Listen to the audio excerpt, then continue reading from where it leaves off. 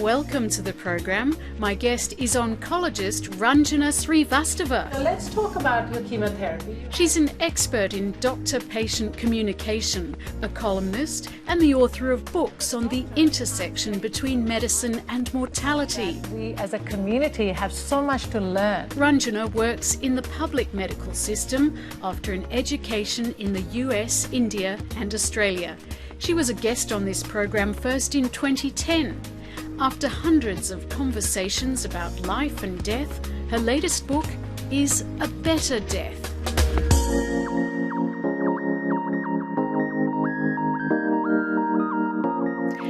Ranjana Srivastava, welcome to 1+1. It's lovely to see you again. Thank you, Jane. It's lovely to be back. You've written a book about a better death. You're an oncologist, you're a doctor. I wonder, what does it take to write a book about death? I think it takes a lot of self-reflection and self-awareness, and I think also courage to put down in words what I see day after day, and perhaps also, as I get older, a willingness to help people more. I think many of us enter medicine for altruistic reasons, but I keep looking at all the people that I have that are very sick.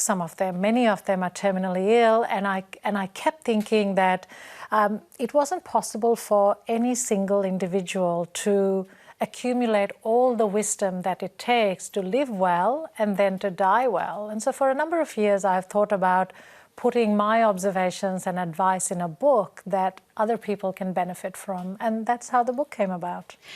I wonder, when you were a small child, were you more drawn to the idea of writing, or did you always want to be a doctor? Well, I think when I was growing up in India, there weren't too many career choices, firstly. So I was always a writer, but I didn't think that I would end up in a career of writing or journalism necessarily, and primarily because I had never met someone who was a writer or a journalist, but like everyone else, I was surrounded by doctors.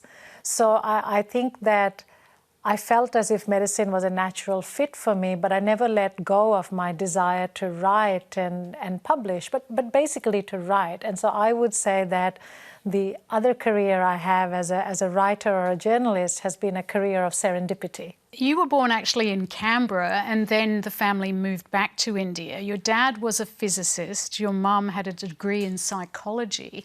You moved around the world. Why was that? So I followed my dad, who was an academic, and we led a very itinerant life, which at the time was quite annoying because I was frequently pulled out of school wherever we were to move to the next place where my dad had a job.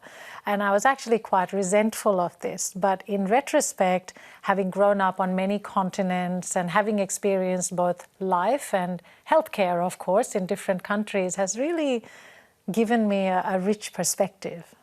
Was there any one country as you were growing up that you felt gave you something that's remained a bit of an anchor for you? I think that would be growing up in India, where I spent the formative years of my life, and I left India when I was about age 15, 16. And in the meantime, we had traveled to other countries like the UK, where we might have spent a year or so. But I really feel that growing up in India, and I grew up in the state of Bihar, which is largely off the tourist trail and still fairly disadvantaged compared to other Indian states. And so I grew up in a place where I was acutely aware of missed opportunities and the value of an education and disadvantage and all of that. And so I think I have always looked back on that period thinking that I'm very fortunate to have arrived where I have, which is also through hard work, but also through good luck. At the age of 17, you came back to Australia to study medicine. What did it feel like as a young Indian woman coming to Australia to study on your own? So when I came here at the age of 17, I thought that I was coming to study medicine, but I didn't get in. Oh. And that was a disaster. for me that nobody had expected.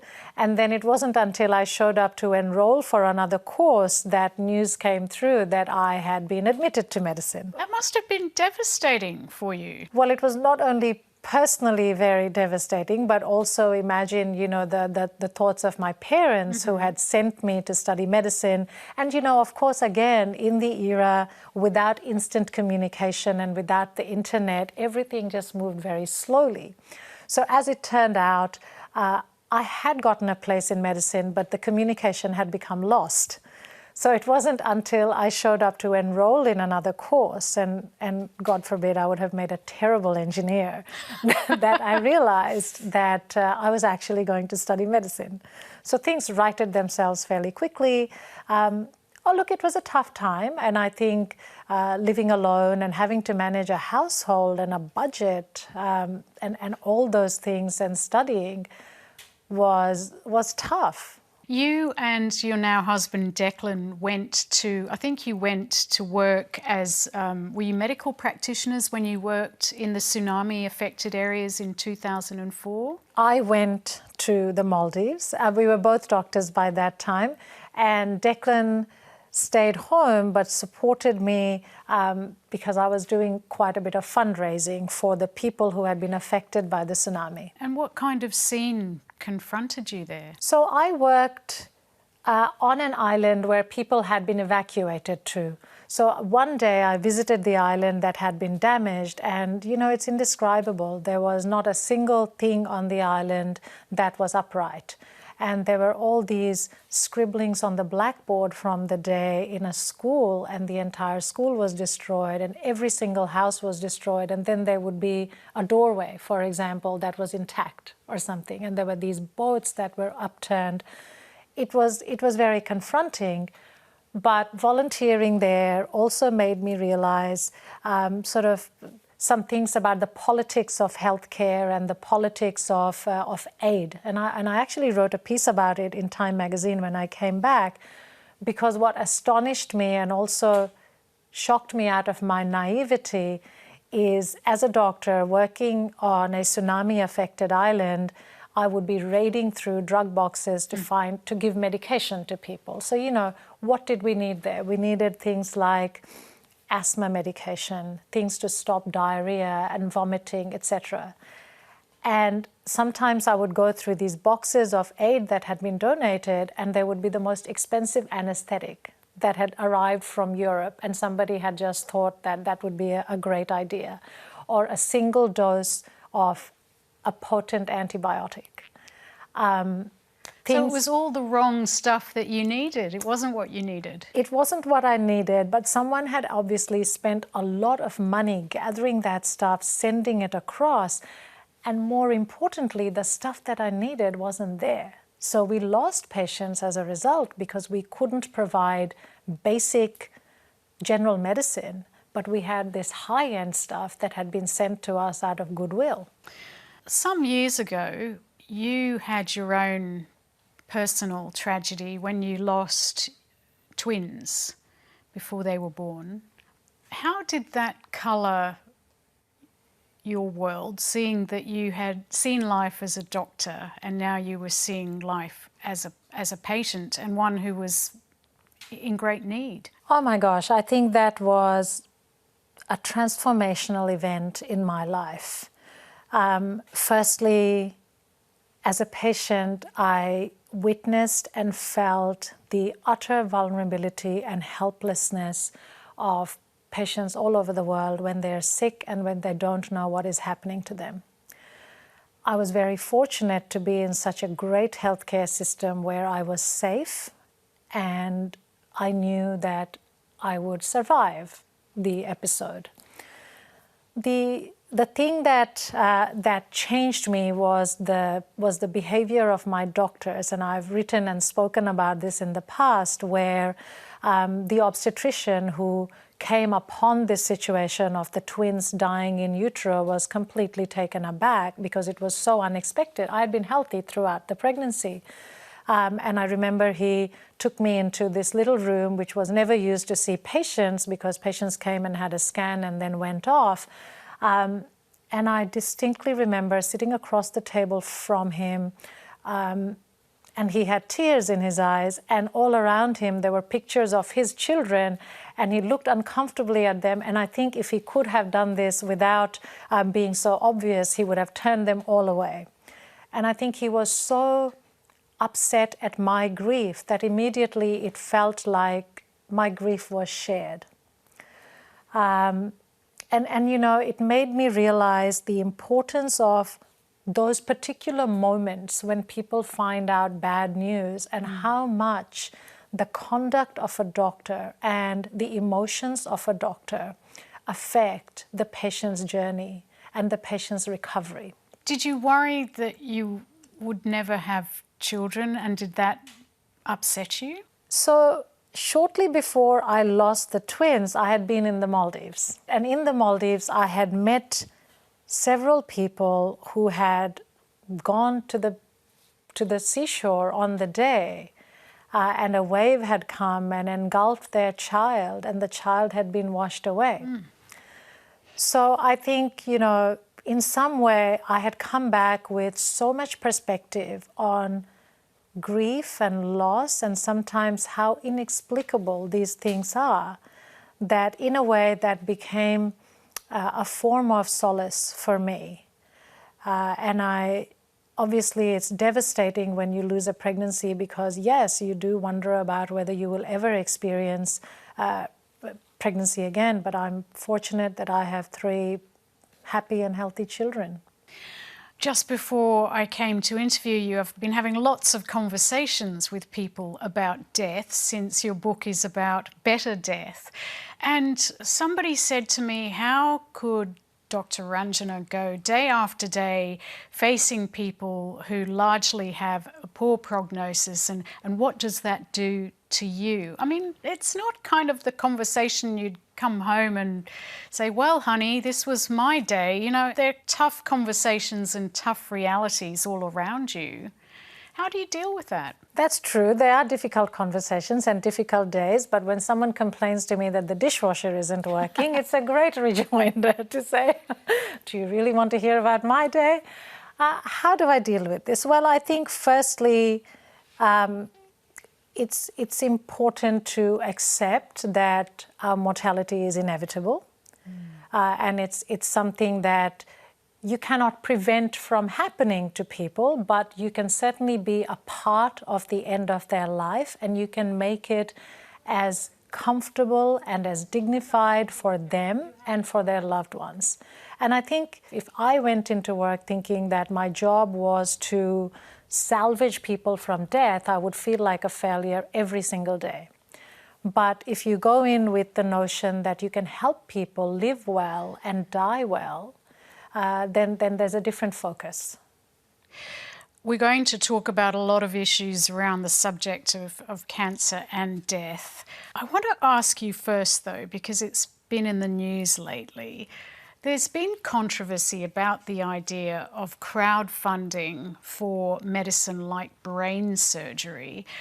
In our society, Australian society, where we so value our medical system, well, I think a lot of us do, maybe not everyone, is there a role for crowdfunding to get a particular doctor or a particular cure? So to my mind, there are 2 issues. When we are crowdfunding for something that is not offered in the public health system, why do we do this? Is this evidence driven? So is there something that is being offered in a private system that the public system just hasn't cottoned on to?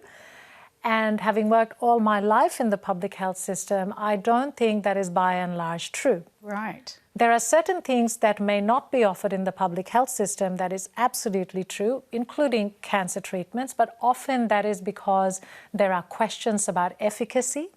There may be questions about the cost-benefit ratio, which is very difficult to talk about, but an important issue. So I think when we are raising funds to access something that is not being offered in the broad public health system, that's the sort of question we need to ask ourselves. But what do you say, for example, to a parent of a child who has brain cancer who might want that surgery? Would you advise them to look in the public system or to crowdfund? In Australia, I would ask people to look into the public health system every single time. Really? Because I think that the public health system, despite its flaws and despite its problems, delivers well, and especially when it comes to serious, whether it's emergencies or serious cases. And I think one thing that I try to keep in mind, because I have this conversation practically on a daily basis with patients, is just because we can do something, does it mean that we should do it? The brain surgeon Charlie Teo has spoken about this dilemma that ranges from futility on one end of the spectrum to tenacity. You know, when is something futile and when should you be tenacious? I wonder, is this something that you also face when trying to advise people the best way to get through what they're facing? So, you know, it's something that I try very hard to not use in the vernacular of cancer medicine, which is the fight. Yes. Or the battle. Yes. Because I think we do many patients a great disservice by portraying cancer as a battle. Is that because it's not something that they can win or lose of their own volition? What is it about that terminology you don't like? I think it's partly that. Partly it's the fact that every individual experience of cancer is different, because cancer, of course, is not one thing. It's many diseases and it's many factors that lead to somebody having cancer, and every person responds differently to treatment, and what is right for one person is not necessarily true for the next. And you know, oncologists always have to navigate this fine line between maintaining hope, not extinguishing hope, but also sort of, you know, being optimistic. But I think that encouraging patients to try futile procedures or interventions because they want to fight and they want to battle till the end. Or they don't want to give up. Or they don't want to give up. Also, it's not only a relationship between the doctor and the patient, Jane. I think that many loved ones are exhausted by this as well. And I certainly meet plenty of people in my practice where family members and loved ones would really love for a person to be accepting of what is happening, because it would actually ease the patient's journey. You spoke earlier about how we need to accept our mortality. How do you know when someone has accepted their mortality? What are the signs of that? I mean, I say I have accepted my mortality. If I were to get sick, I would want to hang on to every last second I had. So how do you know? And that's human. I think it's human to want to cherish the life you have and cherish the time you have with your family and your loved ones, etc. So I think, you know, my patients will often tell me, they will say that they have come to terms with the fact that their illness is incurable. And I would like to emphasize that that doesn't mean they have given up. And they're saying, well, I might as well now die. But I think there is something about accepting that we are all mortal and that everyone's time on earth is going to come to an end, and then try to focus on what one does with that time. So a quick couple of examples. So there is a patient I was very fond of who was an amazing woodworker, very accomplished woodworker. And so when he saw that his disease was no longer responding to various treatments, he said, well, you know, there's some woodwork that I need to finish off because I've been making this table for my youngest child, because every other child has a dining table in their house. And he spent a good 2 months fashioning that dining table, whereas I think that if he had subjected himself to more treatment, he would have been far too sick to make that table. So I think that is in some way thinking about legacy. I had another patient who decided to take some weeks off to harvest his last batch of honey. And I think that was a very deliberate acceptance that time was short and he was going to do something else with that time. So I think it's not always about sort of articulating to other people or stating that now I'm going to die, but I see it in the ways that people choose to prioritize their days and say, well, there are other things that I need to do that I want to be remembered by. At what stage do you think that you accepted your mortality? I have looked after enough very young people and parents and grandparents to know that, that there is an art to accepting your mortality and to making sure that on a day-to-day basis you do the things that people often save up for the last phase of life. And those are things like gratitude, for example, or spending time with your family or friends, or kindness, practicing kindness. And I think especially in our busy lives, I see this propensity to shelve the good things that you want to do for a time when you will be free. And you won't be working anymore. But what I see is that for many people, that sort of time might not come. So I'm very conscious of that, and I think that is my way of accepting my mortality. You have written about the funeral of one of your grandmothers when your family actually asked someone to come back to the house and summon your grandmother's spirit from the afterlife, so that there could be communication with her. Now that's part of, I guess, the Hindu belief, isn't it?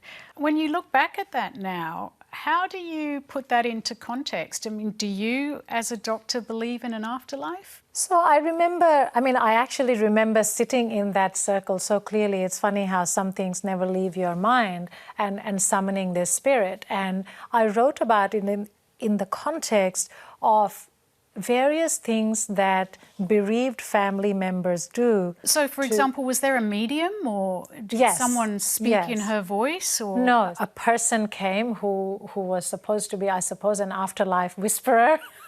I don't know what he was called, but his job was to say that he had summoned the spirit to himself, he had spoken to my grandmother, and that she was comfortable. And it actually brought enormous solace to my family, I must say, most of whom are scientifically educated, because my grandmother had had a very traumatic end-of-life phase where she had fractured her hip and she had been in a lot of pain. And so in those days, we didn't have good pain management where she lived. So I think we were very traumatized, not by her death as much as by the fact that she had died in pain. So it was incredibly consoling to the family to somehow feel that she had spoken to us and she was pain-free. So you must have seen all manner of people who have beliefs about what happens after death. I think Philip Adams said death is after death. Have you changed your beliefs at all, or has what you've experienced changed how you feel about what happens next? No, because I am somebody who is probably very firmly grounded in life as it is, because who knows what's after life, what's after death, right? But I think there is so much to do while one is living, and I especially learn from my patients here, where I see people who are ill and who are struggling, and yet they find time for gratitude and kindness towards others and goodwill. And I must say that I'm far more inspired and motivated by that than the thought of what will happen after death. You also get a fair share of patients who, as you've described it, are in denial. How do you know when someone's in denial? Well, most of my patients tell me that I'm wrong or that they're not dying, or that they don't believe the diagnosis. So often it is as stark as that, and that can be very difficult for loved ones as well as the doctor and the patient. And are you very stark with them? Do you always tell people, you know, you've got this and this is how much longer you've got to live? Or? No, I think that is really a negotiated conversation, but I'm very clear about a patient's diagnosis and whether something can be cured or not. But just because something cannot be cured doesn't mean that a patient cannot live with that illness. So I think there's an important distinction there. I will find that some people arrive at acceptance slowly, some people never do. I think the people who never accept that they are terminally ill and who often end up dying in hospital under difficult circumstances, not only must it be incredibly difficult for them, but also for their family and for their loved ones who have often witnessed the decline and who have had to shoulder the responsibility and the guilt of going through this journey. And we also have evidence that people who witness this kind of a conflicted journey end up being more at risk for anxiety and depression and prolonged grief themselves. Many of us know someone who might have died from cancer, and we've never had a discussion about death with them because some people just don't like to talk about it.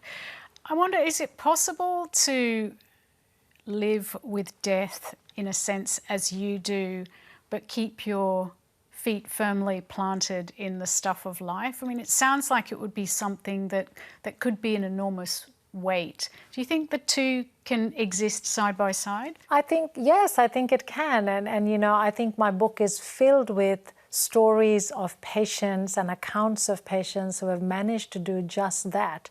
So living well while understanding that they are mortal. As to how one does that, I think it does require taking stock of one's life, which we are not good at doing in the day-to-day hurly-burly of life. So what do you mean taking stock of one's life? So I think having a place for reflection, of self-awareness, what am I doing? What is my purpose? What's important to me? What is important to me? And repeatedly in my book, I talk about the fact that the most impressive patients I see, and unsurprisingly, many people who die well, have arrived at a clear view, and they have worked at it. I don't think it's you're born with that, about what it is that's important to them. And then I think that helps them put other things in perspective. Ranjana, it's been such a great pleasure speaking with you. Thank you for coming on to 1+1 again. Thank you. That was oncologist and author Ranjana Srivastava. You can watch episodes on iView or our website. You can contact me on Twitter or Facebook. I'll be back here next time. See you then.